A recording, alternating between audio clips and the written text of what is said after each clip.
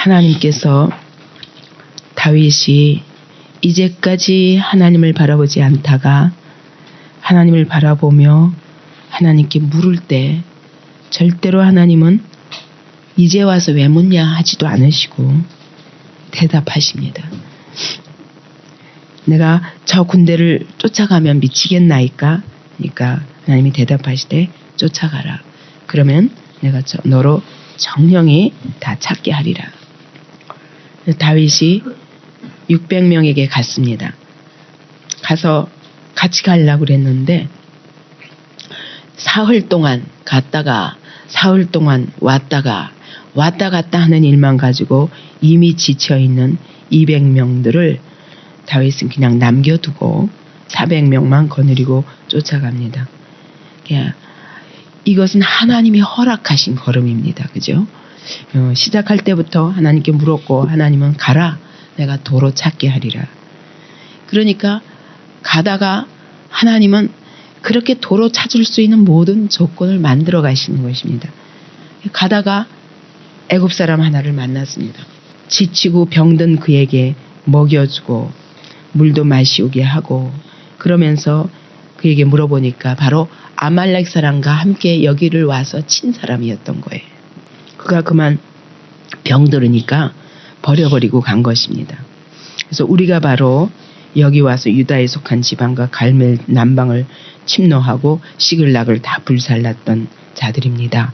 이렇게 고백합니다. 근데 다윗은 이놈 하고 너가 와서 약탈했구나가 아니라 하나님의 눈으로 바라보니까 이 사람은 하나님이 보내신 사람인 거예요. 그래서 그를 잘 대접하고 그에게 말하기를 내가 나를 그 군대에게 인도하겠느냐. 그러면 그가 그러면 나를 죽이지 말고 내 주인의 수중에 붙이지도 마십시오. 그런데 하나님으로 맹세하소서 말하는 거예요. 비록 애굽 사람이고 비록 아말렉과 함께 여기를 쳤던 사람이지만 당신이 믿는 하나님에 대해서 신뢰하면서 하나님으로 맹세하소서. 그러면 내가 당신을 이 군대에게로 인도하리이다. 이것이 작은 그냥 가다가 만난 이 사람이 마음이 변심해서 도와주는 정도가 아니라 다윗과 약속을 하는 것입니다.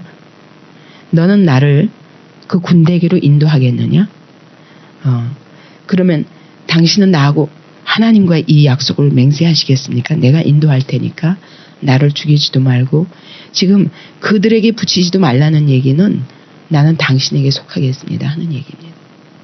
그러니까 가다가 이렇게 병든 사람 하나 만나도 다윗은 하나님의 눈으로 볼 줄 알기 때문에 하나님 보내신 자구나 하면서 거기서 약속을 맺게 됩니다. 그러니까 이게 비록 애굽인이지만 나는 당신이 속한 당신의 하나님 나라에 속하겠습니다 하는 말과 같습니다. 그 당시에도 구약에서도 이스라엘 혈통이 바로 하나님의 나라가 아니라 사울과 같은 자는 정말 이스라엘의 혈통을 가졌지만 하나님 나라에서 제외된 자입니다. 그런가 하면은 이 다윗에게는 상하고 병든 자 이와 같이 뒤떨어진 자 애굽인이라 할지라도 하나님의 이름으로 약속하고 이 공동체에 들어올 때 하나님의 백성으로 받은 것입니다. 그래서 정말 사울은 이스라엘이지만 버림받은 자요. 거기 사울을 따라다니는 모든 자들은 하나님의 나라에서 제외된 자라면 이 사람은 지나가다 만난 애굽인이고 병든 자요 버려진 자지만 잠시 아말렉을 침공해서 이 이스라엘의 그런 여자들과 어린아이들을 해친 사람이었지만 그러나 하나님의 이름으로 다윗과 함께 할 때 하나님 나라에 속하게 되는 것입니다. 그래서 그가 인도하여서 바로 아말렉이 있는 곳에 다다랐습니다. 그랬더니 완전히 승리에 도취해가지고 잔치를 배설하며 흥청망청 춤추며 먹고 마시고 있었습니다. 다윗이 새벽부터 이튿날 저물 때까지 그들을 쳤다. 이때부터 하루 종일 그들을 쳐가지고 약대 타고 도망한 400명 외에는 피한 사람이 없었더라.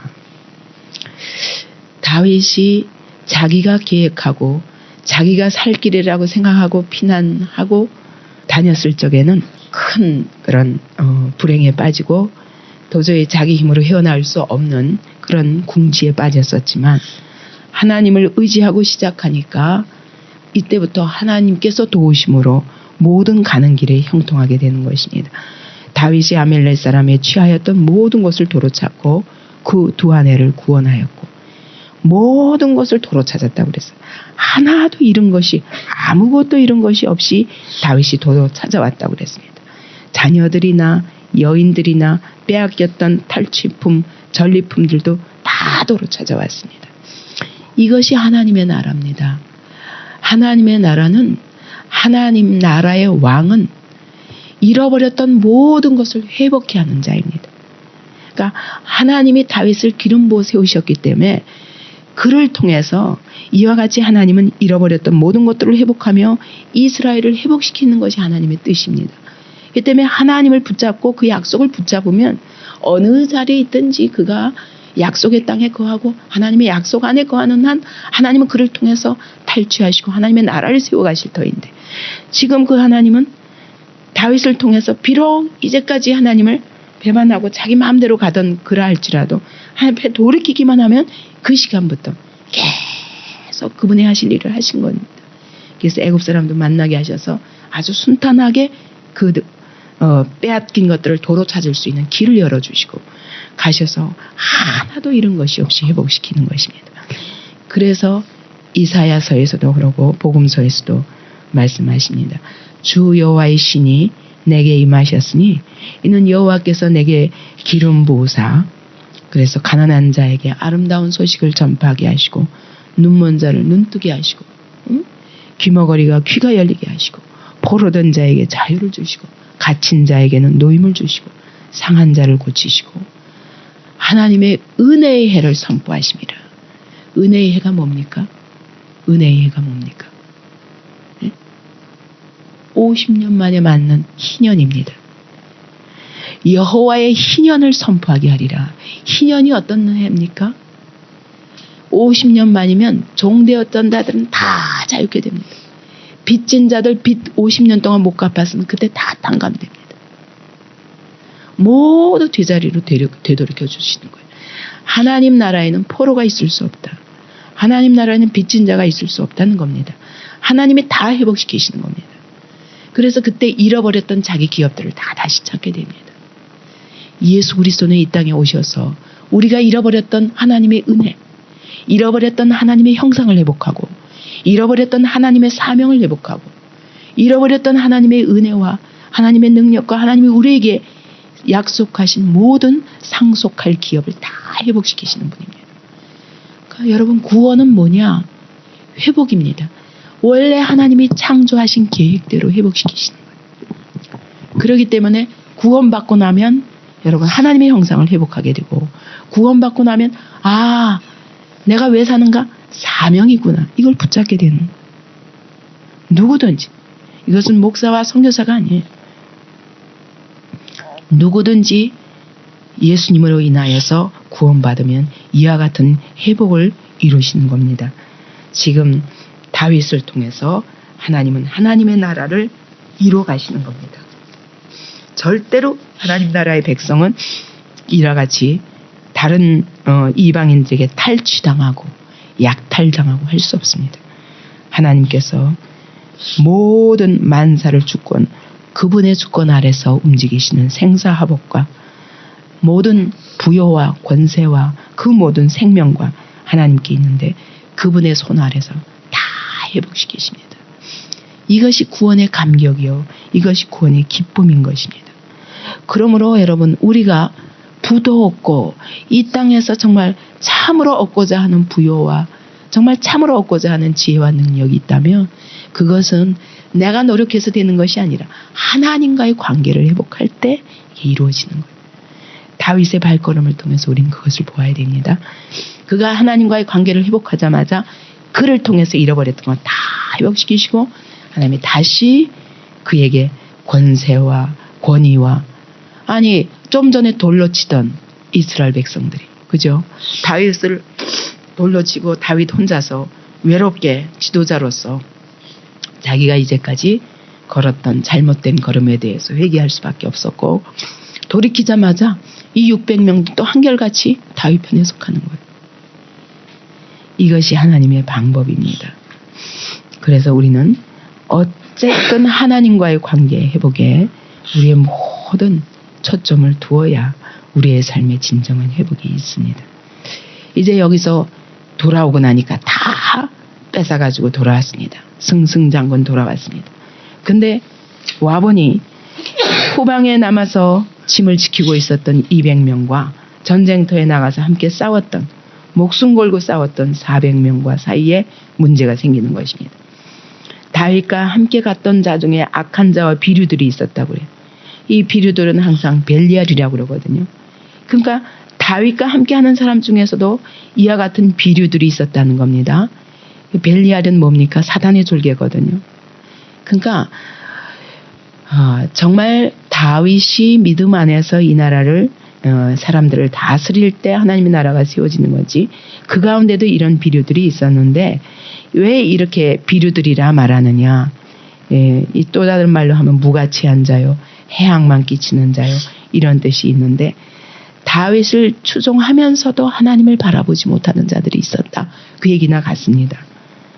이들은 야, 우리는 수고했고 쟤네들은 앉아서 놀았잖냐, 그러니까 우리만 가지자, 이렇게 말하는 것입니다. 그랬더니 다윗은 안 된다는 겁니다. 여호와께서 우리를 보호하시고 우리를 치러 온 그 군대를 우리 손에 붙이셨은즉 그가 우리에게 주신 것을 너희가 이같이 못하리라. 지금 다윗과 이 비류들과의 관점의 차이가 무엇입니까? 무슨 차이입니까? 예. 다윗은 철저히 이 전쟁은 우리가 이긴 것이 아니다고요. 하나님이 우리에게 승리하게 하셔서 한 것이지, 하나님의 은혜로 말미암아 우리가 승리한 것이지, 내가 힘이 있어서 우리가 강해서 된 것이 아니다. 하나님이 가라, 내가 도로 찾으리라 하시지 않았냐. 하나님의 은혜로 거저 얻었는데, 자, 이들도 하나님의 편의 사람이요, 우리도 하나님 편의 사람이요, 하나님이 주신 것 가지고 어떻게 우리 혼자 가질 수 있느냐. 이 사람들의 비류들의 생각은 뭡니까? 우리가 싸워서 이긴 거야, 너희들은 앉아서 놀았잖아, 이 관점인 거예요. 그러니까 정말 하나님 나라의 백성들이 무엇을 바라야 될 바냐면, 어떤 우리가 얻은 것에 대해서도 이건 내 것이 아니라 하나님이 내게 주셨다는 관점이 있어야 이 내가 가진 것을 가지고 다 나눠줄 수 있는 거예요. 하나님의 교회 안에서도 제가 때로 이제 답답할 때가 있는 거는, 정말 공동체 안에서 누군가 고통당하고 있으면 다 마음이 거기에 가야 됩니다. 내가 오늘 남은 것이 있다면, 내가 쌓아놓을 수 있는 것이 있다면 이것은 내 것이 아니라 하나님이 내게 주신 것이기 때문에 이것 가지고 서로 나누는 그 기쁨이 있어야 되는 거예요. 그래서 사도행전에 보면 다 자기의 모든 재산을 다 내어놓고 서로 공유했다고 그러잖아요. 이게 진짜 성령 공동체거든요. 우리가 우리에게 주신 재능도 내 것이 아닙니다. 우리에게 주신 건강도 내 것이 아니고, 우리에게 주신 재물도 내 것이 아니고, 하나님의 나라를 위해서, 또 하나님 나라에 속한 모든 사람들이 같이 공유해야 됩니다. 이것이 바로 다윗의 생각인 거예요. 이것이 바로 하나님 나라의 왕된 사람의 생각인 것입니다. 하나님 나라의 지도자의 생각이요, 하나님 앞에 쓰임받을 사람들의 생각입니다. 우리는 모두 은혜를 함께 누릴 특권이 있다는 것이죠. 그래서 하나님께 받은 은혜를 헛되이 하지 않기 위해서 골고루 하나님의 이름으로 나누라는 것이, 이게 하나님 나라의 새 질서입니다. 우리 세상의 생각으로는 절대로 수고한 사람이 얻어야죠, 그죠? 그러나 하나님 나라의 새 질서는 이와 같이 의와 공평의 질서입니다. 그래서 하나님의 것이요, 그분의 은혜를 함께 나누는 그런 아름다운 그런 나눔의 공동체인 것입니다. 자, 그러므로 다윗이 하는 말이, 이 일에 누가 너희를 듣겠느냐. 전장에 내려갔던 자의 분깃이나 소유물 곁에 머물렀던 자의 분깃이 일반일지니 같이 분배할 것이니라. 그날부터 다윗이 이것으로 이스라엘의 율례와 규례를 삼았더니 오늘까지 이르니라. 이 다윗의 아름다운 부분이 이거예요. 정말 주님을 닮은 부분입니다. 그는 나중에 왕이 될 적에도 얼마나 그가 온유하고 또 얼마나 공평한지. 처음에 유다 백성들이 나와서 우리의 왕이 되소서. 그러면 유다 백성 안에서만 합니다. 이 땅은 10지파, 12지파 다 내 거다 이렇게 안 하고 그들이 스스로 와서 다윗에게 굴복할 때까지 기다립니다. 그래서 7년 반이나 기다렸어요. 왕이 되는 과정이 그냥 하루아침에 왕이 된 게 아니라 유다 백성들이 와서 다윗이 당신이 왕이 되소서 하니까 그때 그 유다 백성들을 다스리고 그 다음에 나머지 지파들이 와서 다 엎드릴 때까지 7년 반이라는 세월 동안 그는 잠잠히 기다립니다. 그런 모든 온유함과 하나님의 때를 기다리고 하나님의 방법대로 하기 위해서 철저히 인간의 그런 생각과 욕심을 배제한 이것이 어디서 나왔겠어요? 그 연단받은 사울에게 쫓기면서 광야에서 쫓기는 생활 속에서 하나님을 매번 의지한 거기서부터 나온 것이거든요. 그래서 다윗의 왕국은 이전에도 없었고 이후에도 없었던 온전한 예수 그리스도를 통한 하나님 나라의 예표인 것입니다. 이 다윗은 예수 그리스도의 예표였던 것입니다. 다윗이 시글락에 이르러 탈취물을 그 친구 유다 장로들에게 보내어 가로되 보라 여호와의 원수에게서 탈취한 것을 너희에게 선사하노라. 다윗이 정말 하나님의 뜻을 하나님의 마음을 아는 자예요. 그러니까 장로들을 다 골고루 나눠줍니다. 이게 이 바로 장로들이 다윗이 왕이 될 때 아주 중요한 역할을 하게 됩니다. 다윗이 여호와의 원수에게서 탈취한 것이기 때문에 다 우리는 여호와의 백성이니까 함께 나눕시다 하고 다 가서 나눠주는 거예요. 이게 바로 하나님의 나라를 동력자를 만들어가는 방법입니다. 인간이 세우는 왕 사울은 어쨌습니까? 다 내 거예요. 그렇기 때문에 사울의 폭정 아래서 많은 사람들이 빚지고 원통했던 것입니다. 그러나 다윗은 이와 같이 수고하지 않은 자라도 하나님의 은혜로 얻은 이 모든 것을 나눌 줄 아는 사람이었어요. 근데 그것만 나눈 게 아닙니다. 장로들에게만 한 게 아니라 그 다음에 베델에 있는 자와 남방 라못에 있는 자와 얏델에 있는 자와 아로엘, 심못, 에스드모와 라갈 많기도 해요. 그죠? 여라무엘, 겐, 홀마, 고라, 아닥, 헤브론. 근데 이 모든 것이 어떤 곳입니까? 다윗과 그의 사람들이 왕래하던 모든 곳에 보내었더라. 그 언제 왕래했겠어요? 다윗이 도망 다니면서 그 지역에 갈 때마다 조금씩 도와준 사람들에게 다 나눠주는 거예요. 사실은 그게 다 뭐예요? 그냥 뺏겼던 거 다시 가져온 것에 불과한데 하나님께 감사하면서 하나님의 은혜를 선포하는 겁니다. 모든 사람들에게 우리에게 베푸신 하나님의 은혜를 선포하고 알리는 것이 이게 진짜 하나님의 눈으로 하나님의 나라를 바라보는 자, 하나님의 은혜를 아는 자의 이런 정말 근어그러운 마음이요. 정말 하나님의 나라를 세워가는 이게 폭넓은 그런 마음인 것입니다. 그가 은혜 받았고 그가 조금이라도 도움받았던 모든 사람들에게 다 골고루 나눠줍니다. 여기서부터 다윗 왕국은 어때요? 이미 선 것입니다. 왜냐하면 이때 후로 속히 그날 사울은 길보아 산에서 죽게 됩니다. 끝난 거예요. 다윗이 이제까지의 모든 고난과 정말 잠시 또 너무너무 지친 나머지 1년 4개월 동안이나 하나님을 떠나서 블레셋 땅에 가서 약속도 잊어버리고 평안하게 살려고 그러다가 그가 완전히 궁급한 상황 속에서 딱 돌이켜서 하나님 앞에 서자마자 하나님 모든 상황이 끝난 거예요. 여기서 하나님의 나라는 이미 세워진 것입니다. 시작된 것입니다.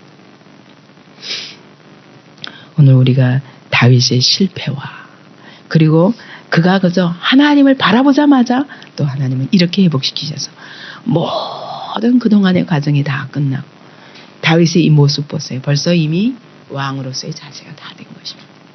하나님이 이러한 다윗을 만들어 가시기 위해서 다윗을 시험하신 게 아니라 시험을 하셨지만 나쁜 의미에서 그가 걸려 넘어지게 하기 위한 것이 아니라 그를 연단하셔서 하나님의 나라를 물려받을 모든 아름다운 성품과 믿음의 그릇을 키운 다음에 주시는 것입니다.